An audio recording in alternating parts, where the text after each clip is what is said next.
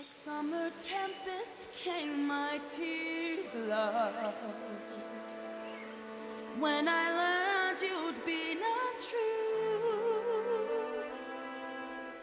But after rain must come a rainbow. So until then, here's what I do.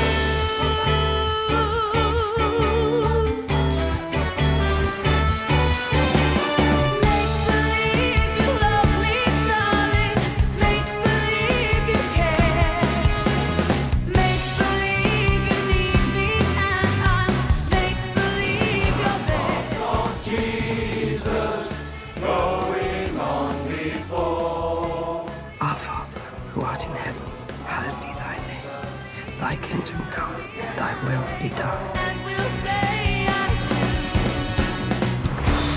Though the skies are dark and gray, love,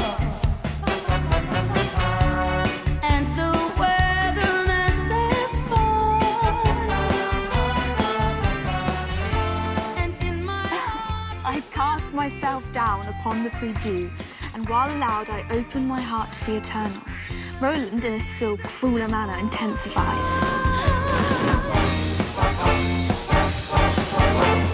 Make believe you love me, darling. Make believe you care. Make believe you need me, and I'll make believe you're there. Make believe my heart's not broken. Make believe it's true. It gives me great pleasure to introduce to you a woman strong in faith, steadfast in her convictions. Ladies and gentlemen, friends, please welcome Mrs. Joy Pettibone. So let the raindrops hide my teardrops. Last Wednesday evening, we saw a program, and it was the dirtiest program I've ever seen. We object to the disbelief, the doubt, and the dirt that the BBC pours into millions of homes through the television screen and through the wall. Make believe my heart's not broken. Make believe it's true. Make believe you love me one day, and we'll say I do. Make believe you love me, darling. Make believe you care. Make believe you need me, and I make believe you're there. Make believe my heart's not broken. Make believe it's true. Make believe you love me one day, and we'll say I do. And we'll say I do. Oh, for goodness sake. He's with me. Carry on. Right, thank you. Can you clear set, please? Don't worry, you haven't gone mad. Filming a television show. Mimi. Kiss Me. What? Her big hit from last year. Operations room said drugs. Porter found a bag of pot in the senior common room yesterday after the dress rehearsal. Only people who have been in there are the Wildwood, Mimi's special guests. You might have heard of them. Yeah, well, last month, their singer stole a car from outside the Red Lion on the Hadman Road. Case dismissed.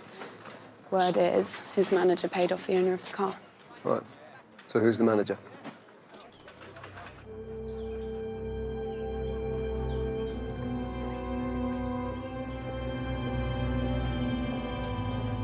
Ralph Spender, pleased to meet you.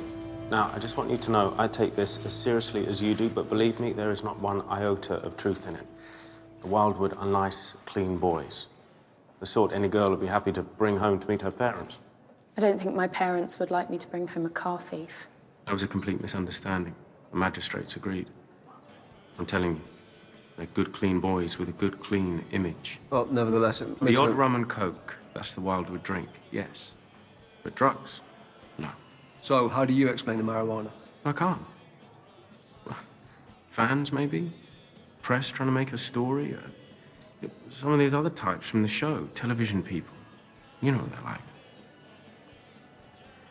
If you come to Oxford, you will die.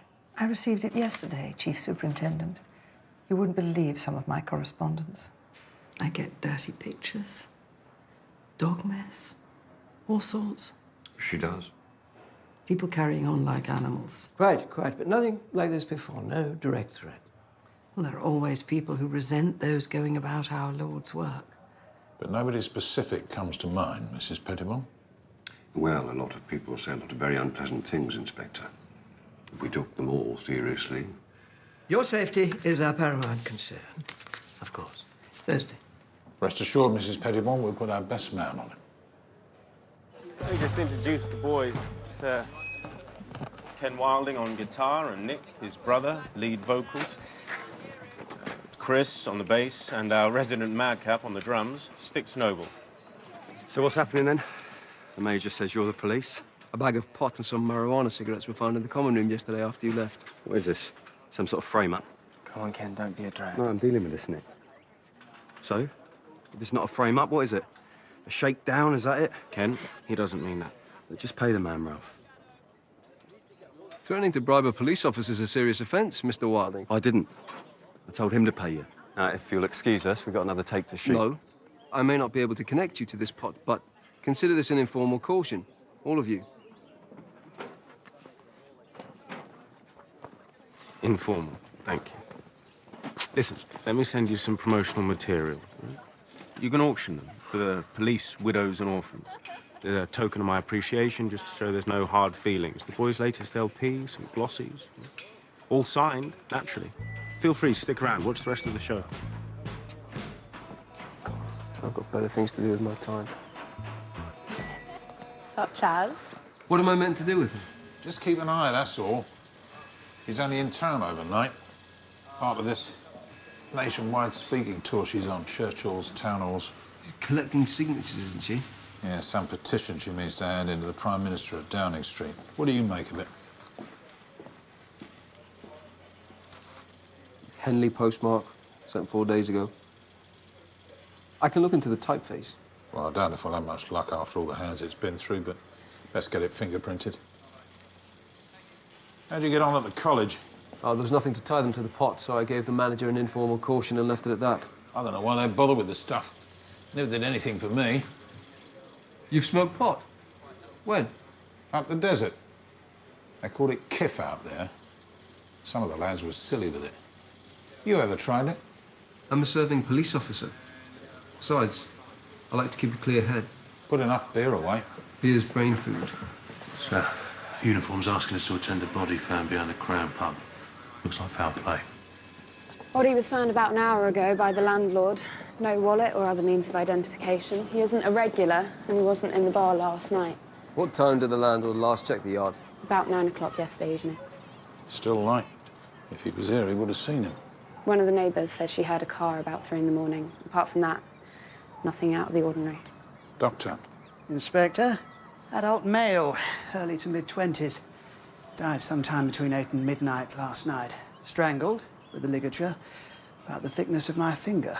Sash cord, perhaps? He says I found him, but post-mortem lividity says he died on his front. Note the marks on the side of his torso. He's been moved? Within an hour or two of his decease.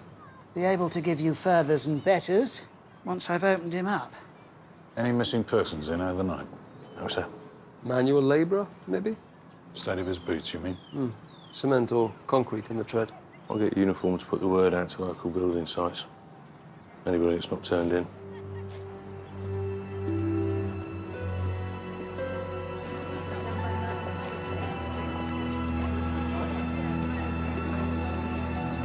I know. It's disgusting. Mrs. Pettibone will be a moment. The Daily Mail. We counted 14 bloodies, 6 bleedings. What else, Bettina? 2 bleeders and a bastard. 2 bleeders and a bastard. Sounds like a regular evening down the neck. And this is a family programme. Well, I shall be very interested to read your article. God bless. Well, this is your best man, is it? Detective Constable Morse. Mrs. Joy Pettibone, widow. Reverend Golightly, you know, Inspector. May I introduce my daughter, Bettina? And may I give you one of these to wear? I wouldn't be allowed, madam. As a police officer, I have to remain impartial. But no one could argue with the sentiment, surely. Someone could, plainly. Wearing that could be seen to be token and affiliation, Mrs. Pettibone, and we have to go about our business without fear or favour to any.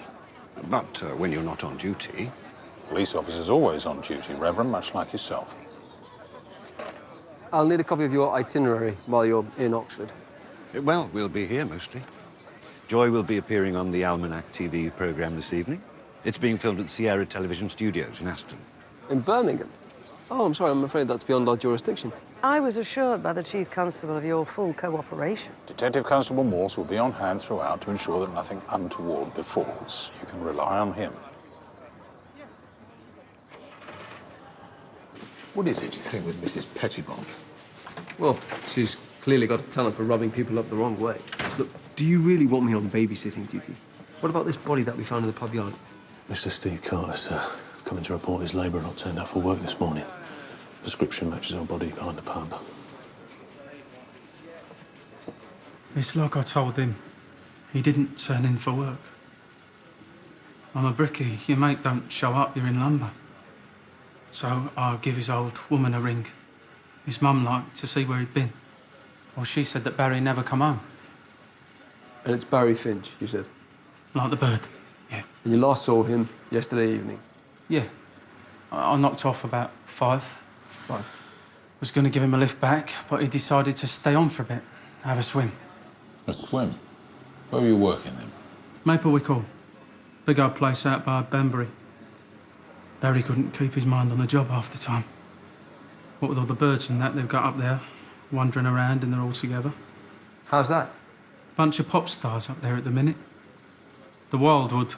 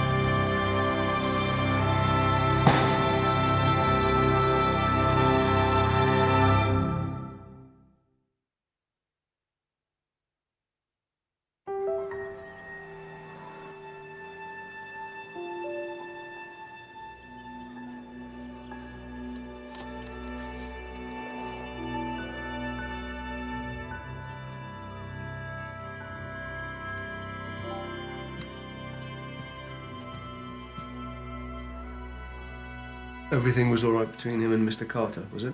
Steve? Yes, he's been very good to Barry. He must have been delighted to be working out at Maplewick Hall, being such a fan of the group. Oh, yes, he was made up. I mean, he likes a lot of these groups, but the Wildwood was always his favourite. Can you think of anyone who would wish him any ill? No one had a bad word to say about him. He'd do anything for anyone. Why would anyone? You find who hurt him. You find who hurt my baby. We won't, Mrs. Finch. That's a promise.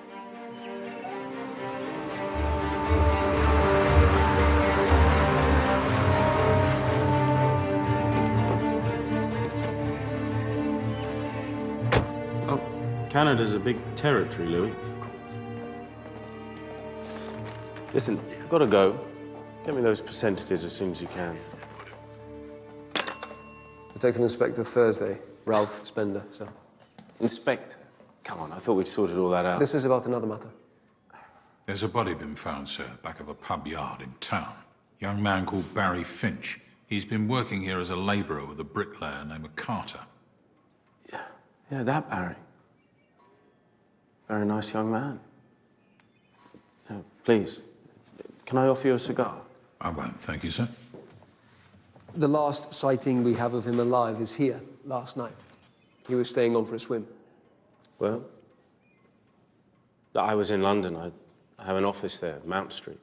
Anyone confirm that? My mother, Phyllis. Bruno, my driver, he dropped me home about 7 o'clock. I spent most of the evening on the telephone to colleagues in New York and later California. I'm planning a big tour for the boys there next month with the Kinks. On I's, you walk it down to the G. I. Right, so. You. A.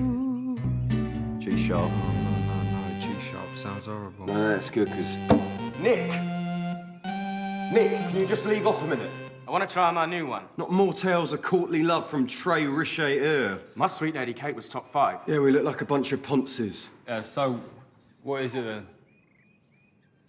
It's based on this poem I've been reading by Baudelaire. Oh, no, not more nursery rhyme stuff. It's something new. It's not, though, is it? Whatever happened to... I woke up this morning... Ken's right. It's not rock and roll, man.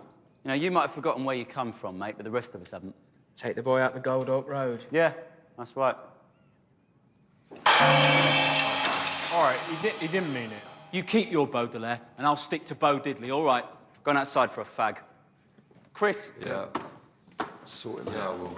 Tell him I'm sorry. Oh, you should tell him, mate, not me. Boys, these gentlemen just want a word. Oh, yeah? What are we supposed to have done this time? It's the Brickies boy, Barry. He's dead. Dead? How? What happened? Did he have an accident or something? It appears he was murdered.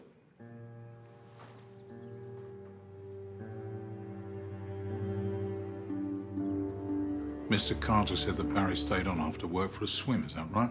Yeah. Who asked him to stay? Nobody. What time do you leave? He's here till about 8 o'clock. It was about 1:45. And you are, miss? Pippa. Leighton. The girls help out as seamstresses with the boys' stage clothes.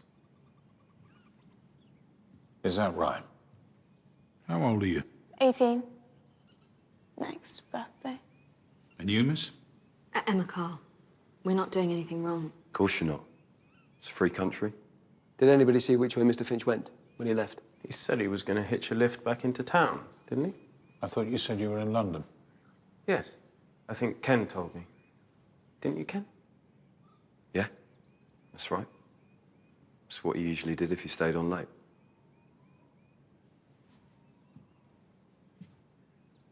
There's 2 more, aren't there?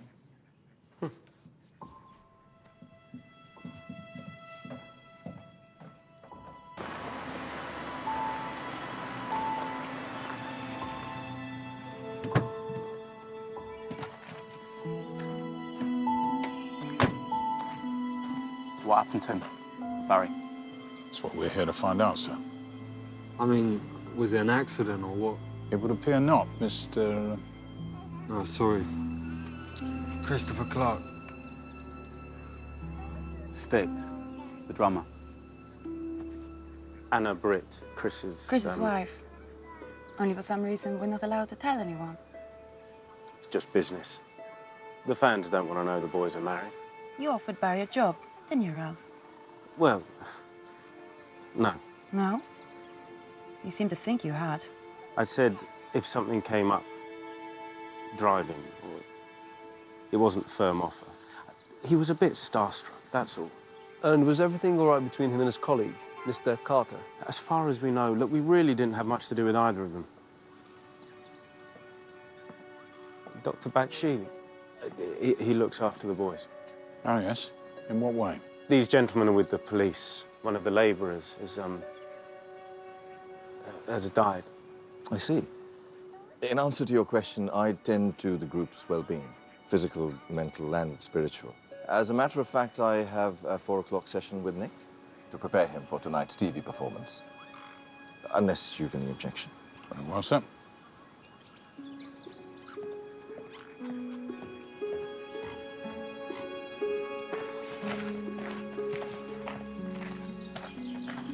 You think he left there?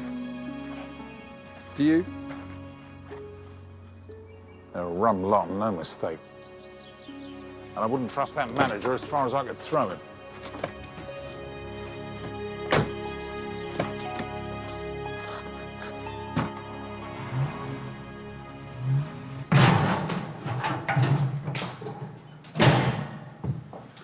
Now, here's fun. The late Barry Finch, Bricky's labourer to the stars. cause of death. The strangulation? Oh, he was strangled, yes. Several times. Only that's not what killed him. It wasn't asphyxia. His heart gave out. The strangulation occurred peri-mortem, on or about the moment of death. He was already dying. But couldn't the strangulation have caused the heart seizure? Oh, certainly. When sudden pressure is put on the vagus nerve in the neck, instantaneous death can happen. But you see, if I... Now, what's the first thing you're going to do? I'm going to try and get it off. Ah, try, yes. Now, a case like this, one would expect to find abrasions, scratches to the neck, the victim's own skin and flesh under their fingernails. And that's not the case with Mr. Finch? No. Would you, Oh, yes, of course. What if his hands weren't free? There's nothing to suggest he was bound. No chafing to the wrists, no bruises to say he was restrained. Doesn't make sense. Why strangle a dying man? Well, that's your department, thankfully. I'm more concerned as to what would stop the heart of an otherwise fit 24-year-old. Bits and bobs on the side there. There's nothing remarkable. So why would someone want to make it look like murder if it wasn't? Nothing really adds up, does it?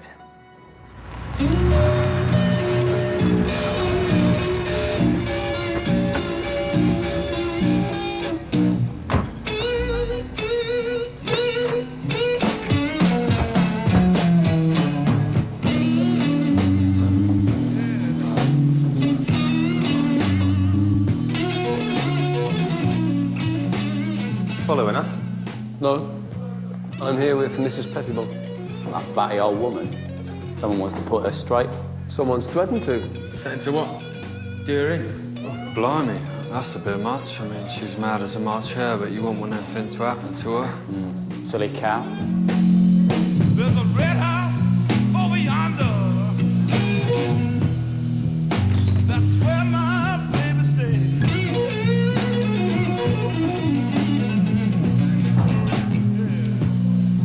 There's a red house over yonder, baby. That's where my baby stays.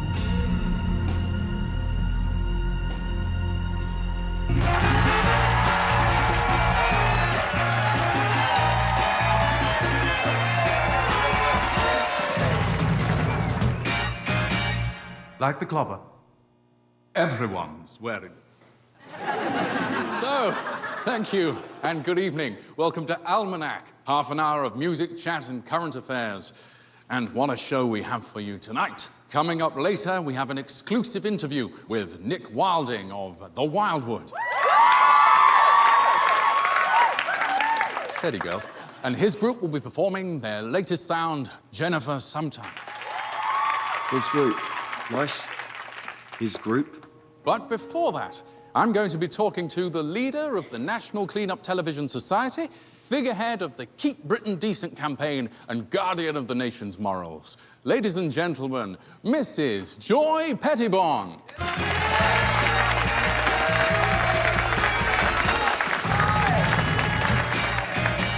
Thank you for having me on your programme, Mr. Calendar.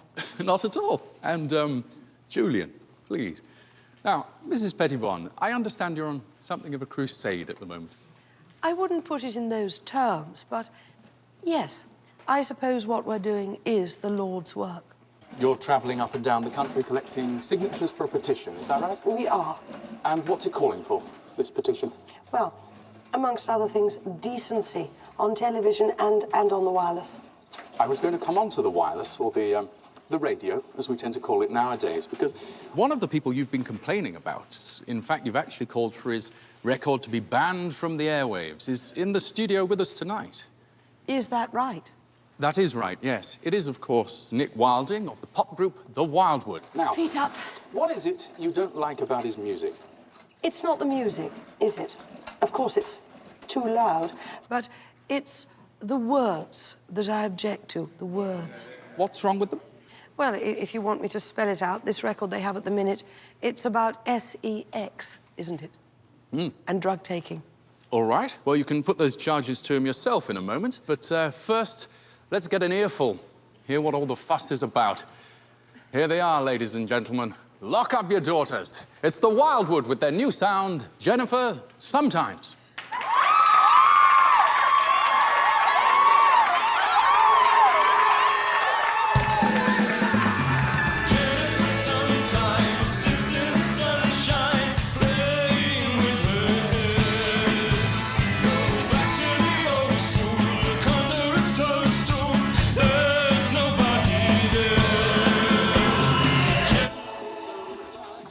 Mind?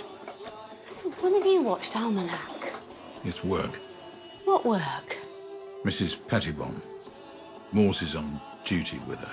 There have been threats. Well, I'm not surprised, telling people what they should and shouldn't. Decency. She just likes the sound of her own voice, if you ask me. Aren't those the ones that Joan likes? The Wildwood? I wouldn't know. You would? You fetched their first record for her from Woolworths.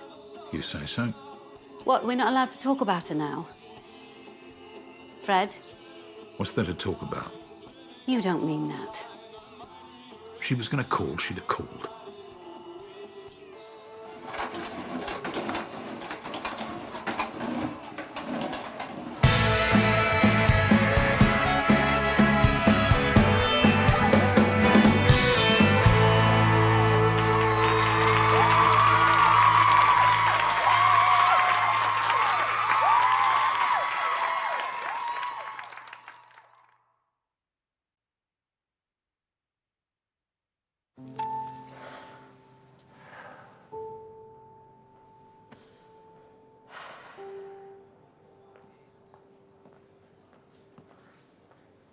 All right.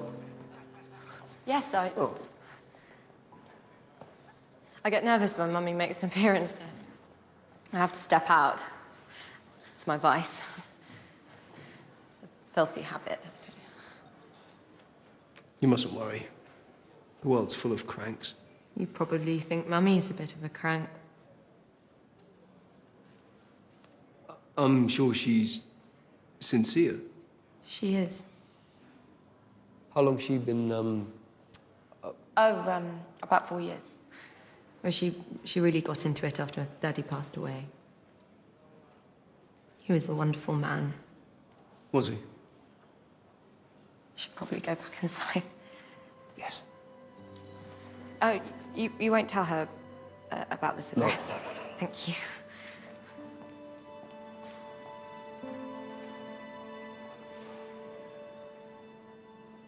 These are symptoms of a godless and degenerate society. There was this programme last week, and it was the dirtiest programme I have ever seen. Dirty.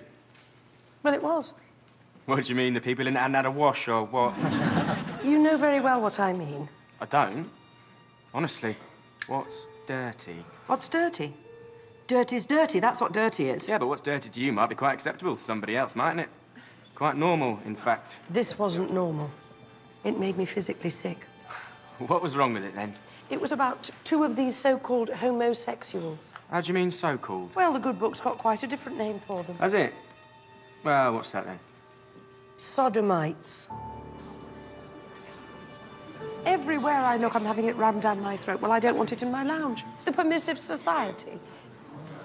Yes, that's what they call it. Well, nobody asked my permission.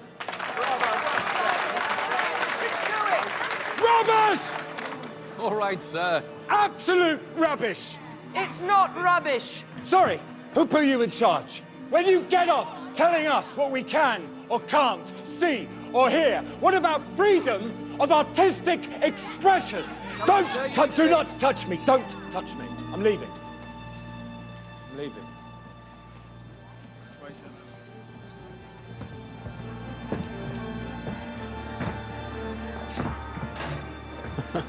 Well, there we are, ladies and gentlemen.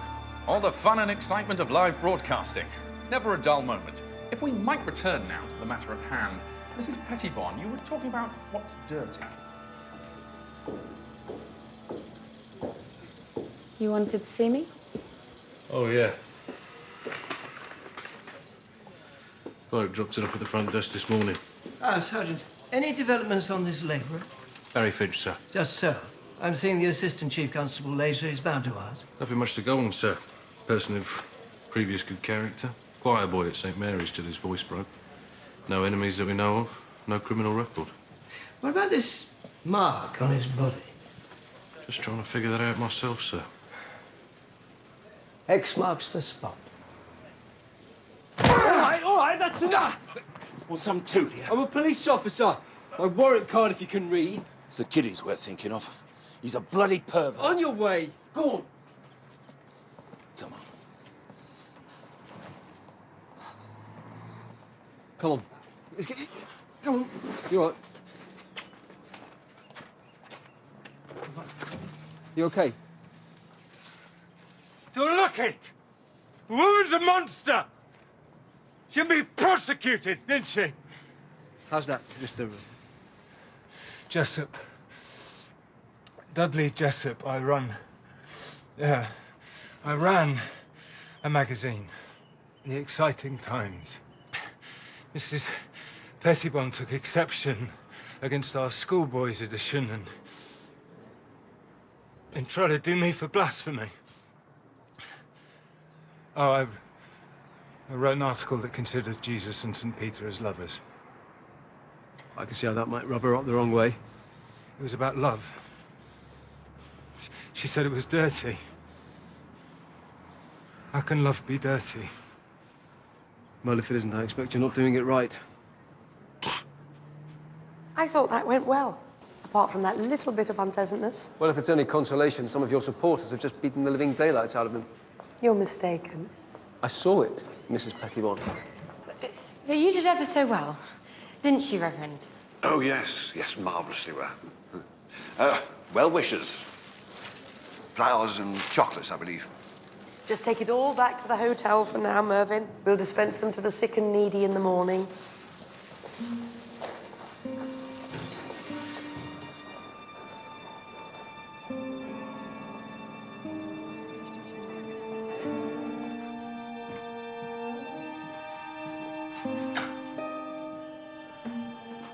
Well, you must be tired. I'll say good night. Good night, Mervyn. If there was nothing else. You saved, Constable. More squandered, I'm afraid. With a uniform officer outside, should help you to sleep safely without any further worries to trouble you.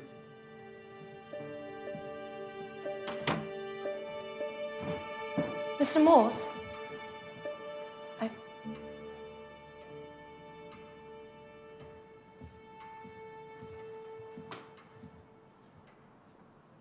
I don't suppose I could ask you to open my window for me. Could I? It sticks somewhat. It was so hot last night. Yes. Thank you. Just a little stiff, that's all. Would you, care for a drink? Oh, it's been quite a long day. Of course. I'm sorry. No, I'm sure one drink wouldn't do any harm. Though it has gone 12 o'clock, I doubt the bar will still be open. I've got a bottle, if you don't mind vodka. And there's a glass of water by the carafe, and I can get a tooth glass from the bathroom. Won't that be a bit minty? Oh, I don't mind minty.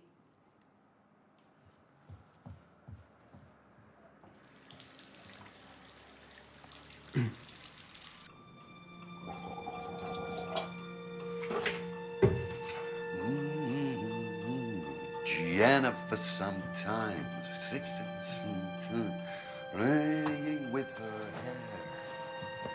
Back in the old school, toadstool. There's nobody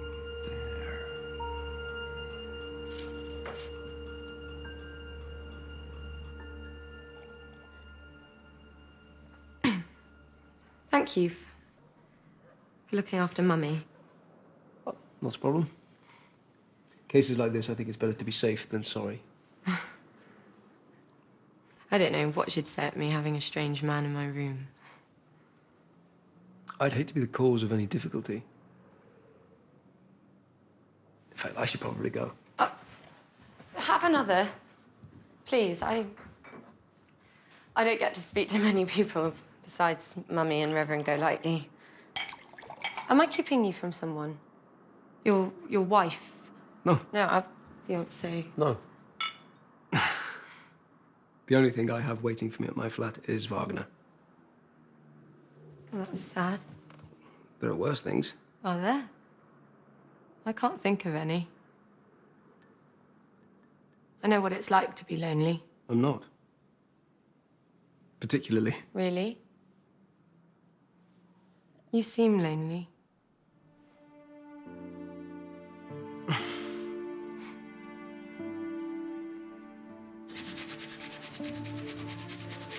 God forgive me. God forgive me. God forgive me. Hello, chambermaid. Hello?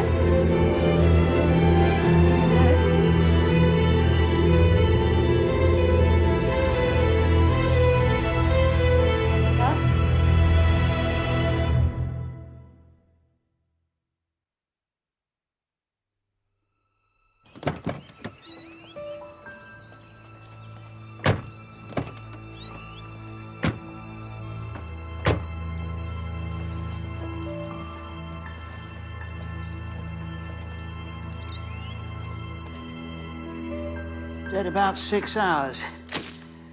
2 or 3 in the night, then. Around then. Cause? Well, I shan't know till I've had a grub about. But something disagreed with him, plainly. After-jested chocolates amongst the ejector. Where'd they come from? She received boxes of them last night. Mrs. Pettibone. After the almanac show. Chocolates, flowers. From well-wishers. Happens wherever she goes, apparently. Would someone have laced them with something, you think? Yes, perhaps. Doctor? Gentlemen? Poor Reverend Golightly. He had such a sweet tooth. Didn't seem any harm in it. He was always so helpful. I just didn't like to make a fuss. Is there any way to find out who donated the chocolates? People just leave them on the stage or send them to my dressing room. We don't keep a register. Well, you think they were meant for Mummy? That's possible, miss. There was a disturbance at the Almanac programme last night. A man called Dudley Jessup. He's a degenerate. You tried to have him prosecuted for blasphemy, is that right? Someone had to stand up for our Lord. You were meant to keep us safe. The threat was made against you. So far as I can see, you're still here.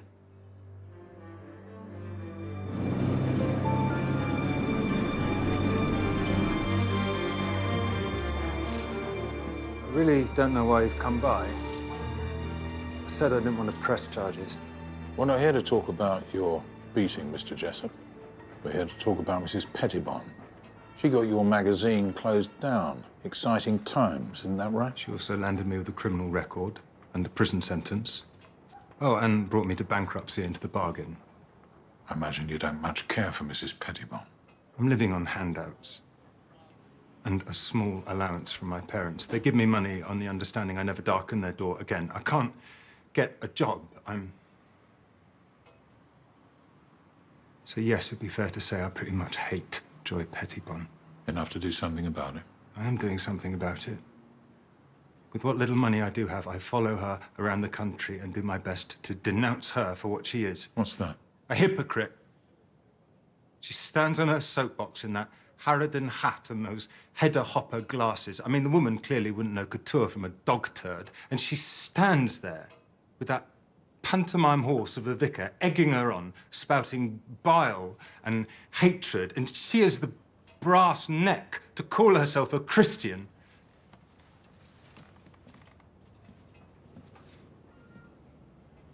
And what about doing anything else about it? In what way? Someone tried to kill her last night. No. No. I'm all for protest, but peaceful protest. Is she all right? She's all right, sir, yeah. It's more by luck than anything else. But the Reverend Golightly was found dead this morning. Appears he's been poisoned. You can't think. It was nothing to do with me. I swear to God. Yes, sir, there's a lot of that going about at the minute. However, I think we might get a formal statement from you under caution down the station if you'd like to come with us.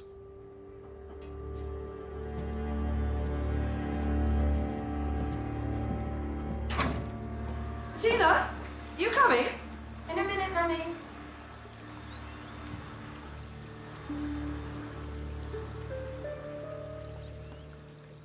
Likely suspect, this Jessup character? They're going to be favourites, sir. He hates Mrs. Pettibone with a passion. They clashed live on national television last night. You're proceeding on the assumption she was the intended victim? Well, for now, sir, yes, we've no reason to think anything else. What do we know about the Reverend Golightly?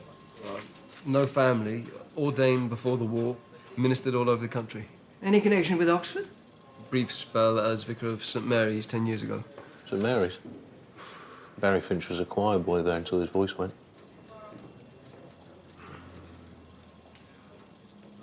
Well, looking at the mark on Finch's body, if you were to rotate it, it could be a cross, couldn't it? 2 glasses. Mummy, nothing happened. We just talked. You expect me to believe that? I know what goes on in bedrooms between men and women. Mummy, please don't. It's for your own good, Bettina. You're not kind. You're wicked. And godless. No wonder Daddy did.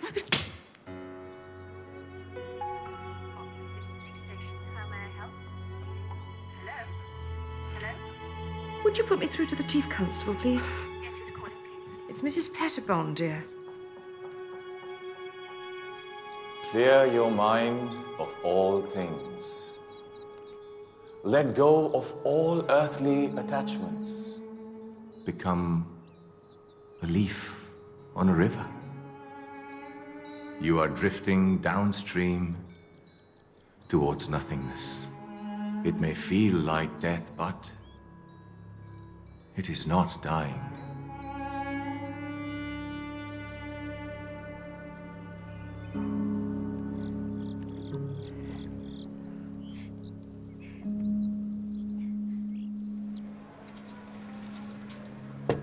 Yes.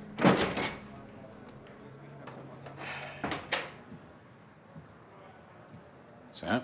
I've just got off the telephone from division. It seems the Chief Constable is a great admirer of Mrs. Pettibone's work.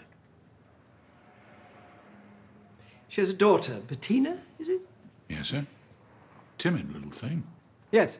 Well, Mrs. Pettibone's of the impression Morse may have overstepped the mark somewhat in that regard. Nonsense, I'm sure, but the Chief Constable wants him removed from any further involvement in the Golightly case. Yes, she asked me to open the window. It had stuck. So you just opened the window and went on your way? What? Well, we had a drink. In the bar? She had a bottle.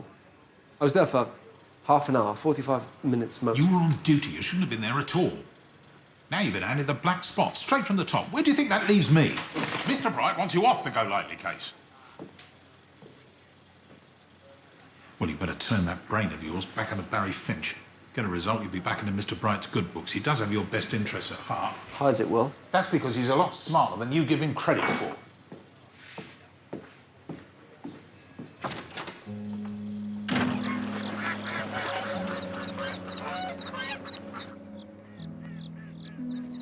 Why don't you lay off that? Keep a clear head for a bit.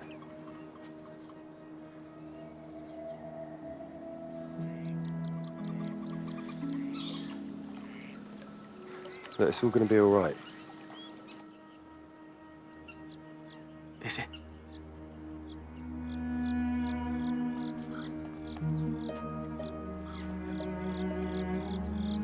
You're my little brother. I'd never let anything happen to you.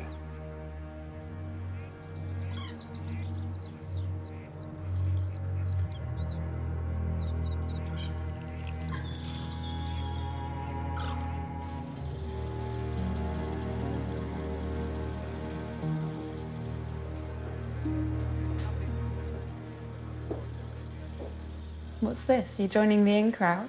I think I know all I need to know about the Wildwood. Listen to this. Sometimes Christopher will come up with a bass riff that really fires me up.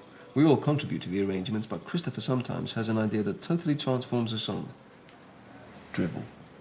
Well, it can't be that awful. They're comparing Nick's lyrics to James Joyce and Oscar Wilde. Who are? The critics. They're full of symbolism and illusion, apparently. Full of something. Didn't I read somewhere that they nearly called themselves the Toadstools? That's right. In honour of the mushrooming trips Nick and Christopher used to go on. If it was Nick and Christopher's band originally, then where did the other brother fit in? Well, Ken was the better guitarist. Seems to have muscled his way in and taken control. Christopher's become a bit of a spare wheel. But that's show business.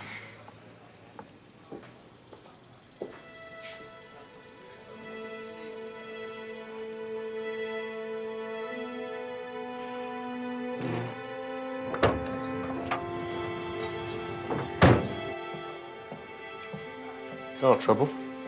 Not quite.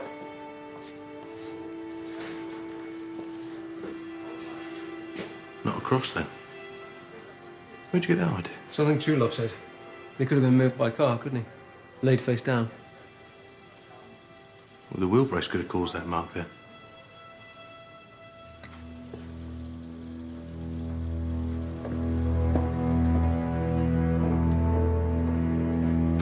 The primary cause of Reverend Golightly's death was hemorrhage leading to heart failure. Natural causes. I don't think I said that, did I? So what caused it? Laxative.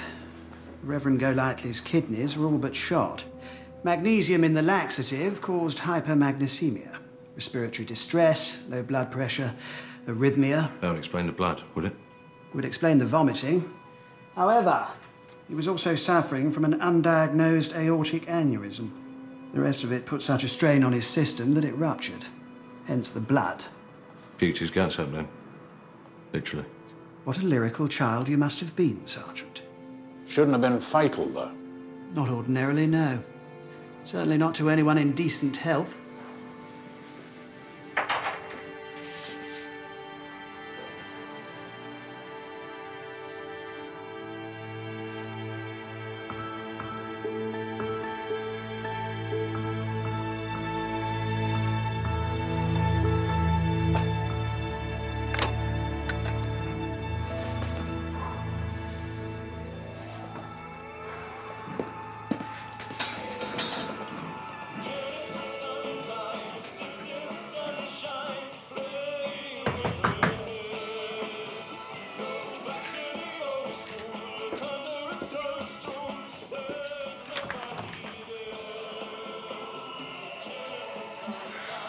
I'm so sorry.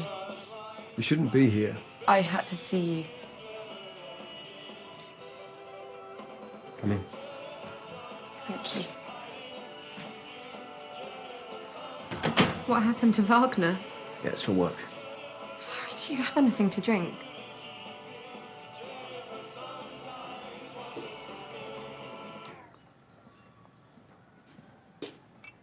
Mummy found I had 2 glasses out. She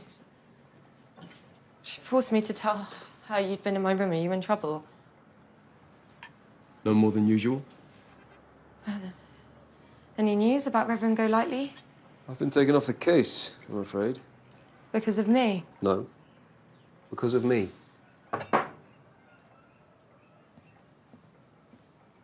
Is this you? It was, once. Your mother? She looks kind. Is she kind? She was. She died.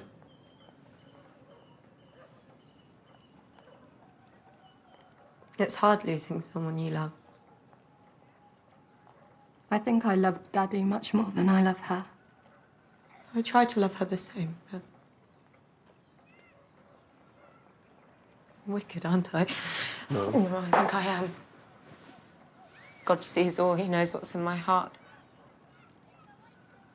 Do you think I'm going to burn in hell forever and ever? No. Yeah, sometimes I wish he was dead. I wish he was dead and that someone would come and take me away from God and Mummy and All of it.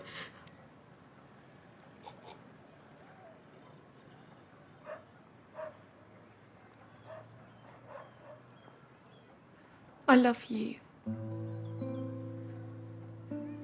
That's what I really came to say. I love you. Miss Pettibone. Bettina. Of course, there's someone else, isn't there?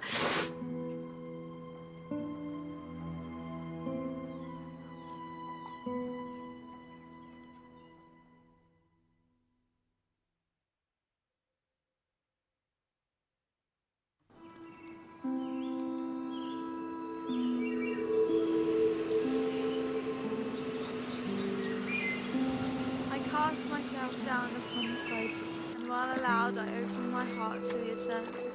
Roland, in a still crueler manner, intensifies. Upon the hindquarters I expose to him his vexations and his torment. Oh, hello again. Everything all right? I thought you were done with us. No, not quite.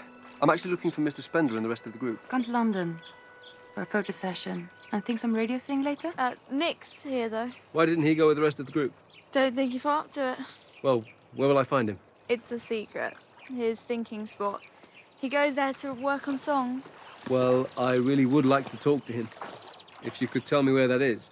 You won't find it, Why not? because it's an enchanted place. I can show you if you like. So you said you've been with the group for a couple of months. Is that right? Band. Nick prefers band to group. Does he? How was it you came to be with them? Just did.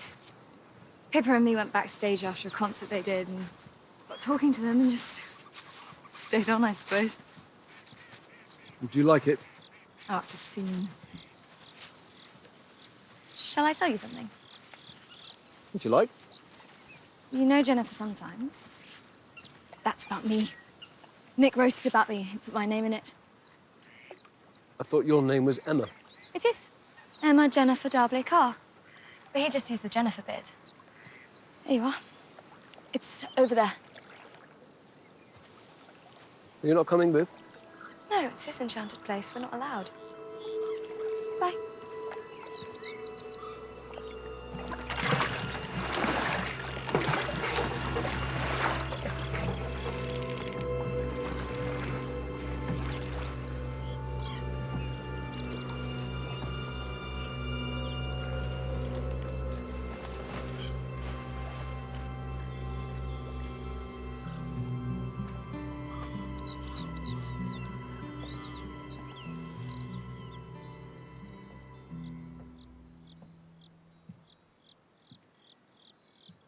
Would you like some wine? No, thank you. One should always be drunk. I think there's something in that, don't you? Possibly. So this is your enchanted place, is it? That's right. Did Barry Finch ever come here? No. What did you make of him? I don't want to talk about it. Nevertheless, it's my job to find out how he died. Can't figure you out. What's to figure? I'm just a policeman. Yeah, but you know that there's something happening, right? Here. In the world, everywhere. People our age looking for answers. But you are in a suit. I'm happy in a suit. Don't you want to expand your mind? You read Huxley? I want to see what's beyond the door. There's something else. Just got to find the right key. Drugs? Nothing heavy. Meditation, mushrooms. Me and Chris used to go looking for mushrooms after school. You ever tried them? Only as part of an English breakfast. So what do you expect to find beyond the door? The infinite. Infinite possibility. Infinite love. We're all just angels that fell from grace. Every one of us. There is no shame, no guilt. Everyone vibrating at the same frequency as the universe. If something happened with Barry Finch But nothing here... happened. He left. He left. And he died. They took him. Who? The gods.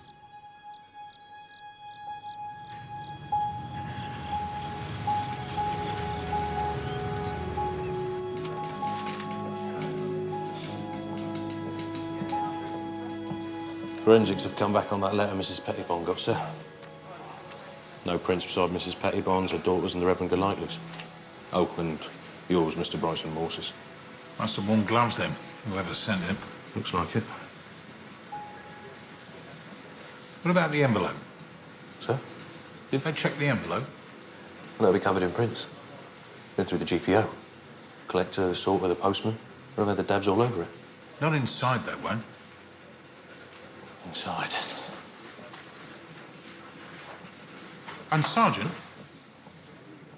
one more thing.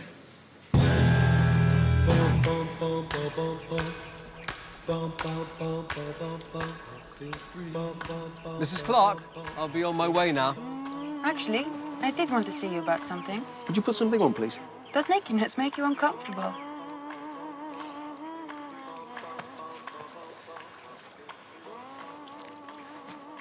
Drink? No, thank you, Mrs. Clark. Can't you call me Anna Braith? I think it's better we keep it formal. English. So uptight. What was it you wanted to see me about? That boy. The builder? Oh, yes. What about him?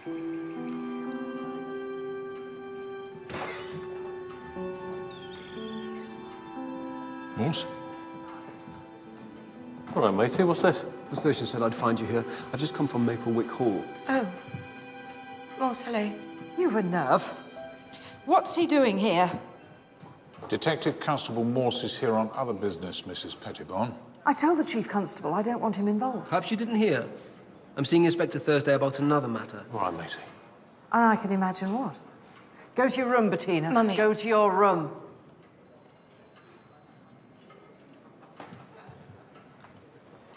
So, I hope you've come to tell me you've arrested him. Arrested who, Mrs. Pettibone? Dudley Jessup. He's an abomination in the eyes of our Lord. Strangely enough, the police training manual omits to mention abominations. Yes. Well, thankfully, Inspector Thursday and I can remember a time when people were decent. Actually, Mrs. Pettibone, I'm here to talk about this letter of yours. The one threatening your life. Oh, yes. Strange. We had it examined. The fingerprints. Found yours on there. And your daughter's and the Reverend Golightly. You would. I showed it to them. We also found a partial print of your second, third and fourth finger on the inside of the envelope. On the sealed flap. Yes, well, I would have done that taking the letter out. Unlikely. You see, most of us remove a letter with our fingernails facing inside the envelope, like so. It's unlikely, but it isn't impossible. I handled it a lot. Yes, I thought about that. However, there is one place where it would have been impossible for you to leave your thumbprint. Under the stamp.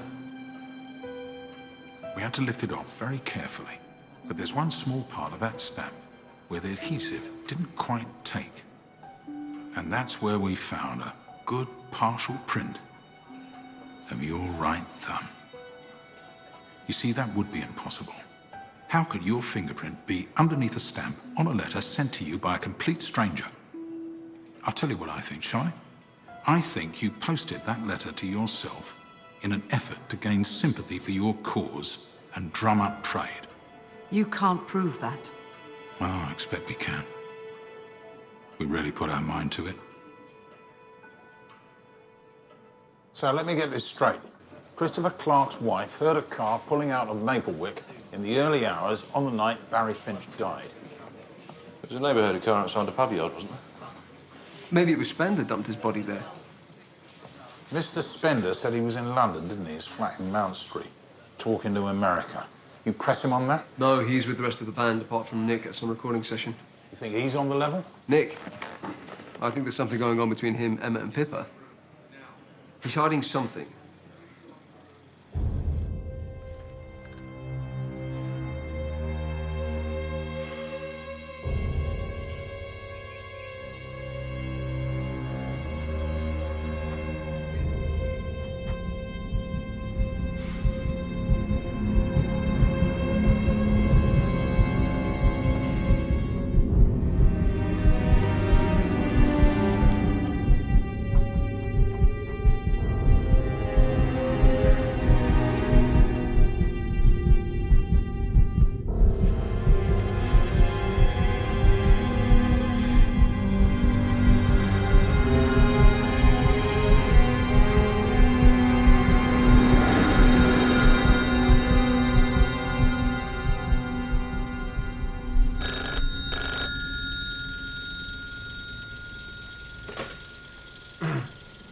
What? Nick! Nick! Nick! Nick! Nick! Nick! Nick! Where are you? Nick! Nick!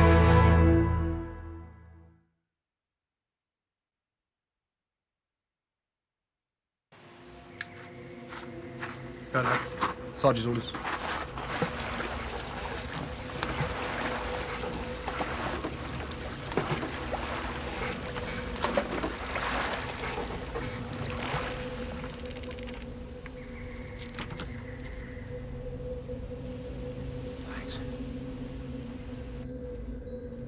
This is where he was earlier.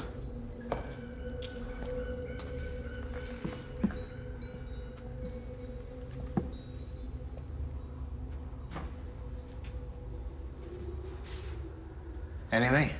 No.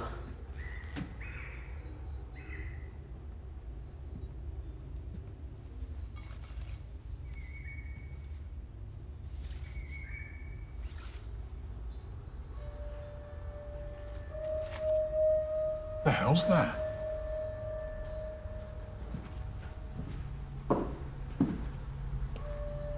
Somewhere over there.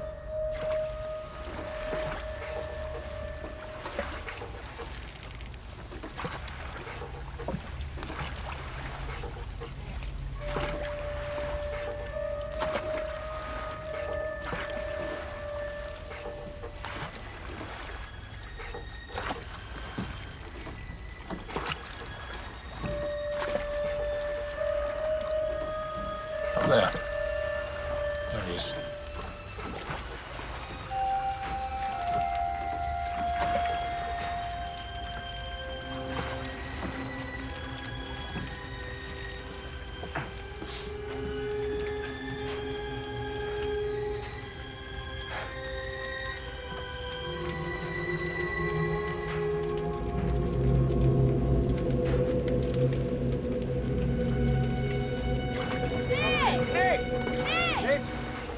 Nick!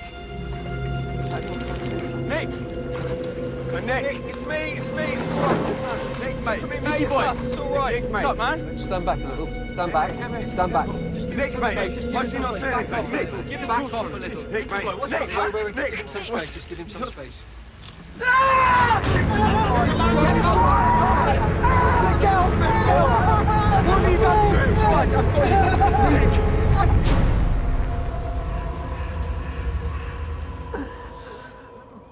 It's okay. There we go. It's all right now. I'm just going to shine a little light in your eyes.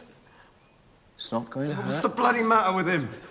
Hey, look, it's my brother. Do something! Hey, wait, look at me. He's high, man. He's just high. You need to stay cool. He's okay. He's just on a trip and he's going to come back now.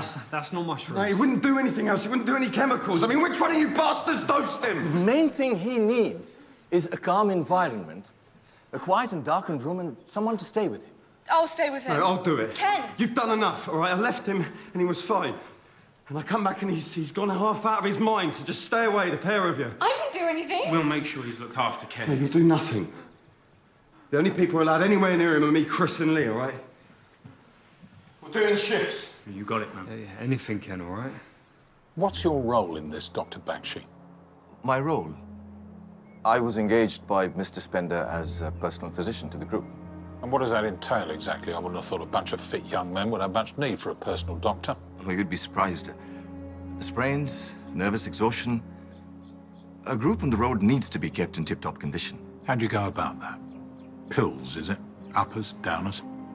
Nothing illegal. But yes, the occasional sleeping draughts. Odd booster. Right, so what's he taking here? Nothing of mine. My diagnosis is he has been given a large dose of lysergic acid dithylamide.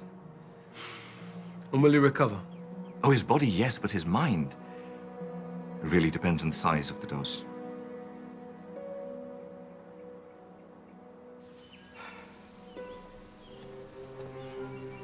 Mr. Spender, a few questions, please.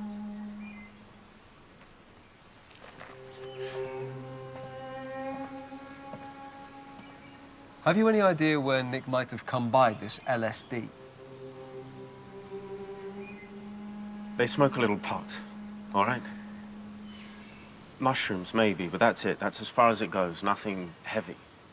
Dr. Bakshi said he might not fully recover. His wits, at any rate. It's going to hit any revenue you were hoping to make from the group. God, it's not about the money. Not for me. It's been the music, always, from the second I saw them. What about infighting within the group? Someone dosed him. No. I mean, they fight, sure, but they're family. Nobody would hurt Nick. Okay, then what about somebody outside the group? One of the girls, maybe? No. Everybody loves Nicky. Mrs. Clark said she heard a car pull up outside the house in the early hours on the day we found Barry Finch. And a Brit's just stirring. Why would she do that? She thinks I did Chris Addison credit. One of the boys' songs, He Loves You, their first 45. Did you? No. Chris was just playing around with chord changes in rehearsal one day. It fired something up in Nicky. He comes in the next day with He Loves You. Anna Britt thinks Chris needs credit for that, but copyright is very clear. So you didn't come back from London the other night? I've told you. I was in my flat in Mount Street on the phone to America. Well, then you'll have no objection to us examining your car. What for?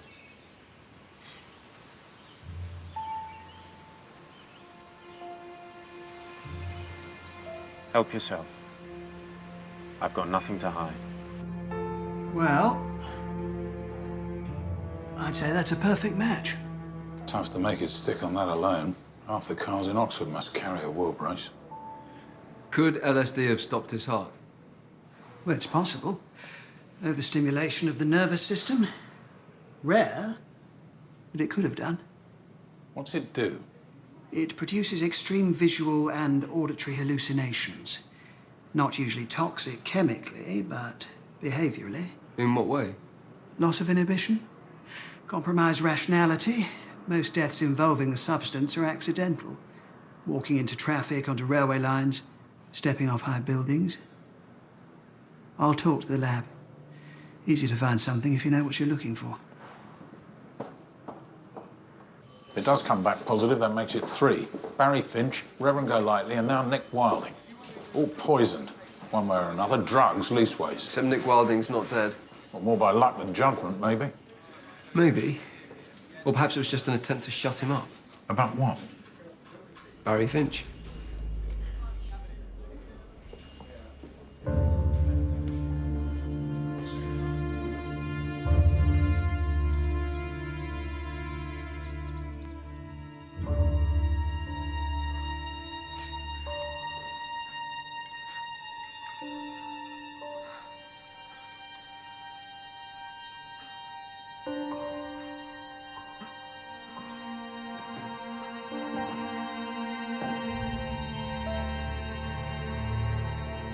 Progress on Golightly? Mrs. Pettibone may have sent the threatening letter to herself, but our favourite for dosing the chocolates is still this magazine editor, sir. Yes, well, a lot of hate about altogether. More than there used to be, do you think? Oh, I wouldn't know, sir. Television, perhaps. It would certainly be Mrs. Pettibone's angle. 2 world wars, millions dead, atrocities, the camps, the bomb. She'd be hard put to lay that at the door of television. Always been hate, sir. Right back to Cain and Abel. Just as well, I suppose. Else we'd have to find ourselves a proper job.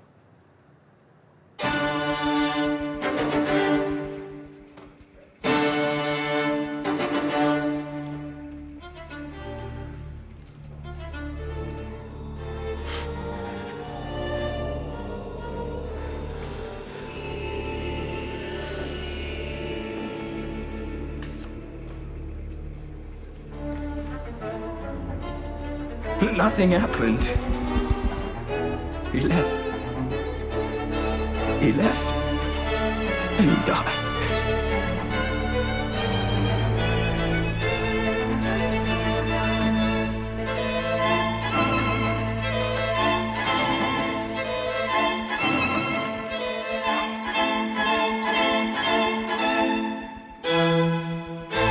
So Finch was part of some sort of orgy? All right for some.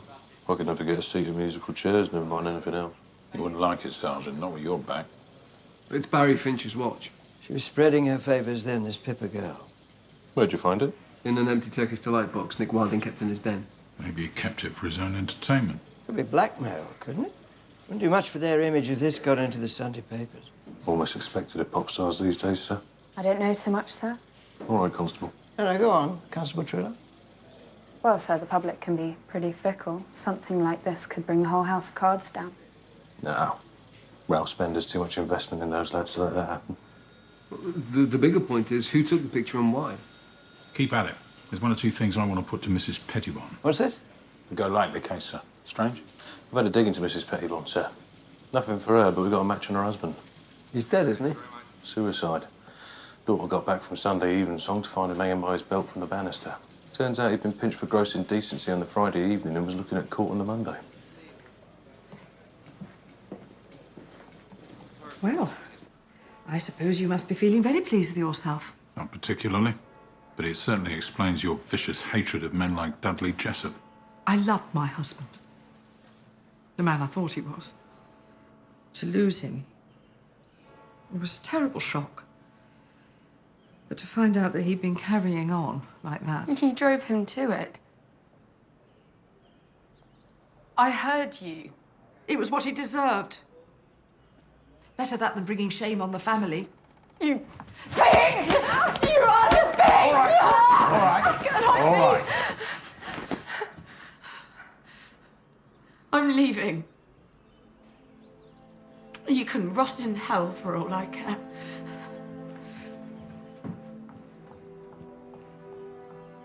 She'll be back. She won't.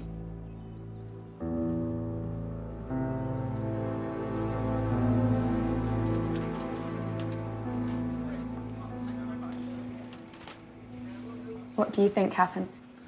I think Barry Finch died at Maplewick Hall and Ralph Spender came back and tidied up. Then moved Finch's body to the pub yard. So why haven't you arrested him? Because so far, his alibi stands up. That he was in London on the phone to the United States planning a tour with the, Kinks? The Kinks he can't have. Why not? The Kinks are banned from America. It's something to do with work permits. Really?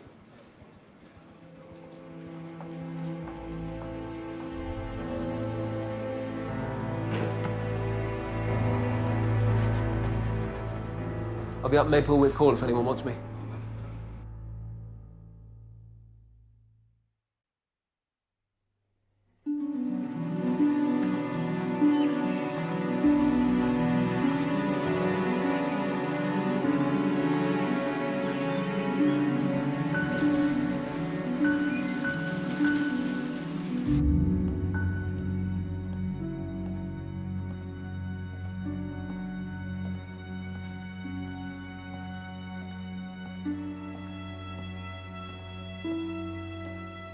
Hello.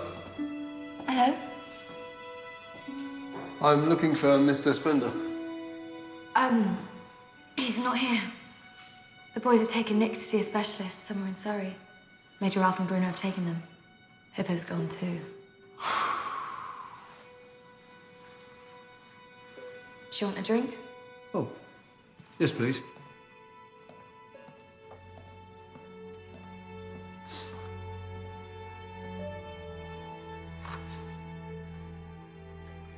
What about Christopher's wife? Hannah Britt? I think they were dropping her off at Chris's mother's with a baby. It's in town somewhere. You were seen, Mr. Jessup, mooching around backstage at the Almanac show. You had a perfect opportunity to leave those poisoned chocolates. Who told you that? The girl, I presume. What girl? How are things between Anna Britt and Nick? How do you mean? Well, Nick and Chris were good friends, weren't they? They went to school together. I just wondered if there was any jealousy or... I couldn't say. Why? Just curious. There was a young woman in her dressing room. She said she was Mrs. Pettibon's assistant. She asked me what I was doing there.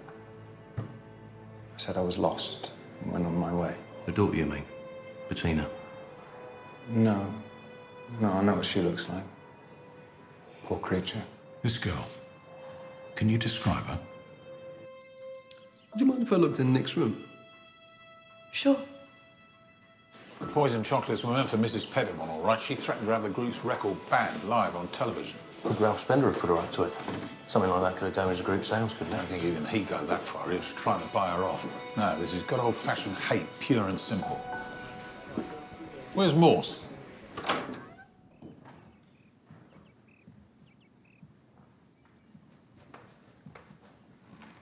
What is it you're looking for? Can I help? Pippa was sleeping with Nick, is that right? Yes. On and off. And Barry Finch. What about him? Was she sleeping with him too?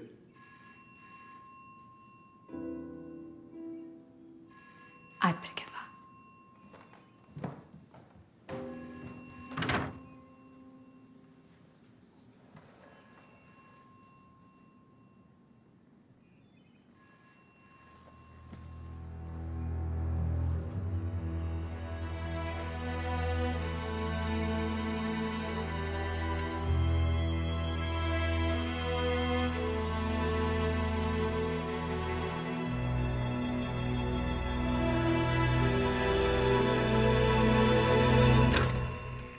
Maplewick Hall. This is Detective Inspector Thursday, Oxford City Police. Who am I speaking to? Hello. I believe you have Detective Constable Morse with you. I'd like to speak to him now, please. Hello? Hello? You're a keen photographer. It's my thing. Ralph says we might do a book. Pictures of the band. So did you take this? That's Nick, Pippa, and Barry Finch, isn't it? Did they know you'd taken it? No, I don't suppose they did. They're asleep. Nick asked me to. I don't think so. No. I think this was private. I doubt anyone knew, except those involved. And you, of course, only you weren't invited. Anyone knew what? That Nick was sleeping with Pippa and Barry. It's there in the title of their new album. Boys and girls come out to play boys and girls. There's also a message on the groove of their LP, YEMKTTHL 4099. It's just a matrix number. Yet each man kills the thing he loves, 4099, the prison number assigned to Oscar Wilde when he was sent to Reading Jail. I think you couldn't stand that Nick was sleeping with Barry Finch, so you waited until he passed out and then you strangled him.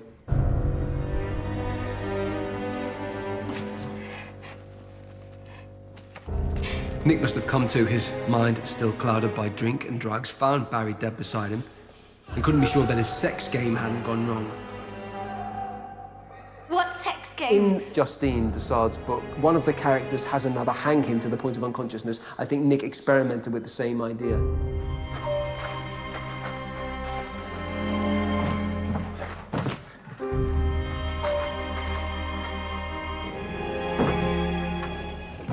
Thing is, all you had to do that night really was wait. What? By the time you strangled Barry Finch, he was already dying. He'd had a bad reaction to the drugs he'd taken. But that wasn't it, was it? You thought with Barry out of the way, Nick might one day be yours, but he never would have been. That's why you slipped him the LSD. Why would I hurt Nick? I love him. He loves me. I know he does. For God's sake, he wrote Jennifer sometimes for me. No, he didn't. That's not about you. It is. He No, told me. It's not. Go back to the old school, look under the toadstool. The lyrics don't apply to you. But they do apply to Christopher Clark. It's Christopher sometimes. But he could hardly put that on the radio. It's my name. If it wasn't for me, why would he call it Jennifer? To make scansion. Christopher. Jennifer. Same amount of syllable. Something wrong? Something wrong?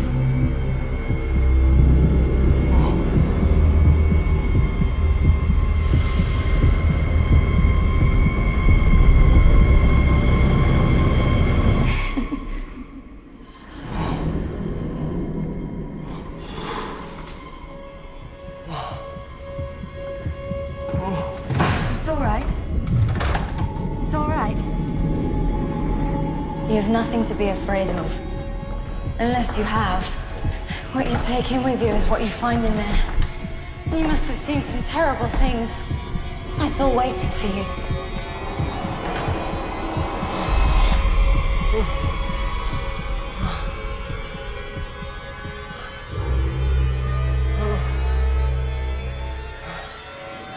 What's in there, Morse?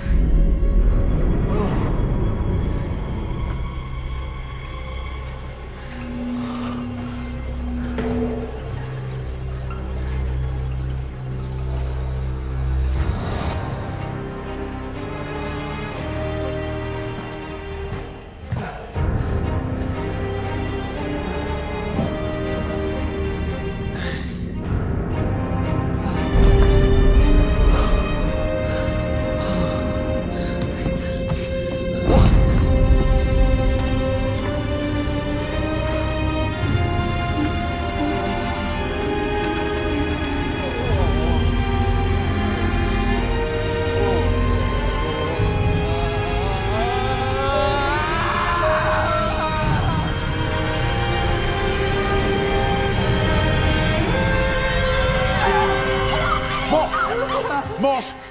Morse! All right, all right. What you giving him? What have you given him?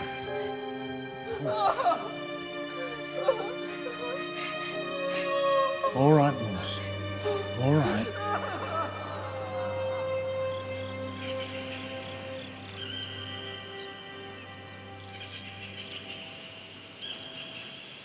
Will he recover? Time will tell, sir. But he's been to hell and back. The only hope is it wasn't LSD she gave him. She used the last of that on Nick Wilding. And there doesn't look to be much hope for him. So what does she use on Morse? A concoction of henbane, mandrake, and Jimson weed. Effects are not dissimilar to LSD. And it was she who sent the chocolates to Mrs. Pettibone? Yes, sir. She wanted to get back at her for trying to get the group's record banned. Only they ended up with Reverend Golightly. Girl sounds an absolute hellion.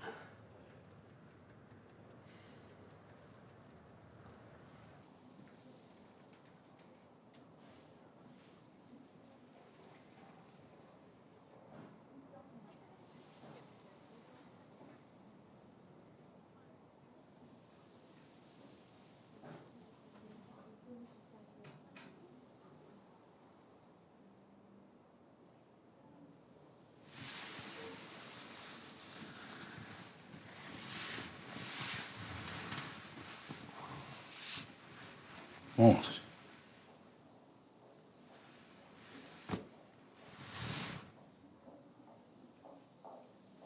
Morse.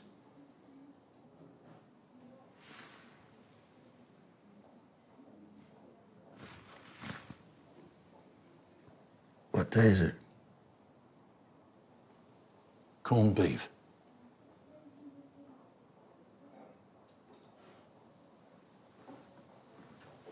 It's Friday. It's Friday. That's right. Friday.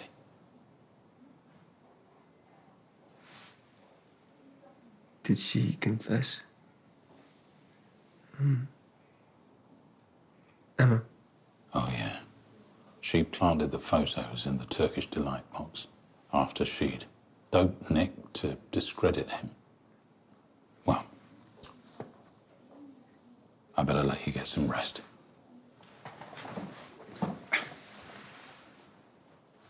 No need to rush back. In your own good time.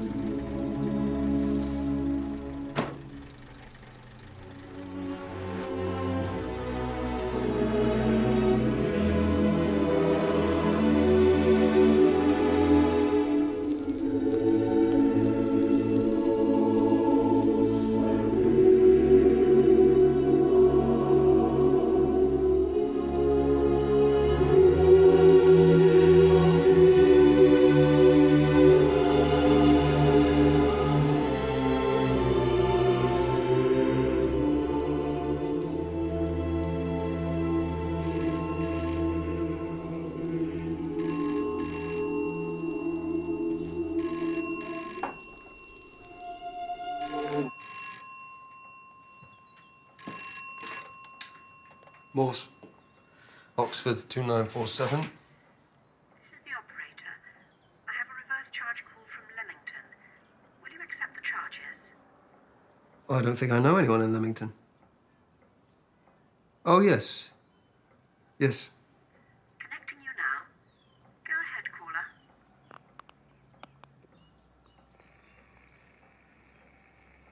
Hello?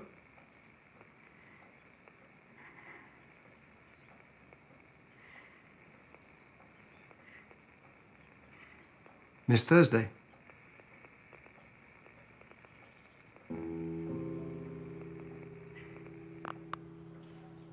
I'm sorry, sir.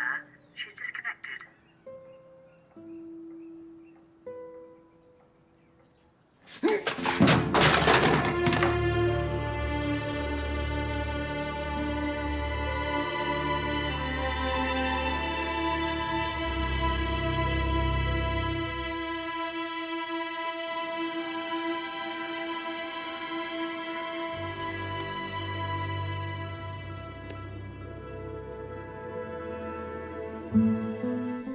All the stories making headlines this Sunday night with the latest ITV news next.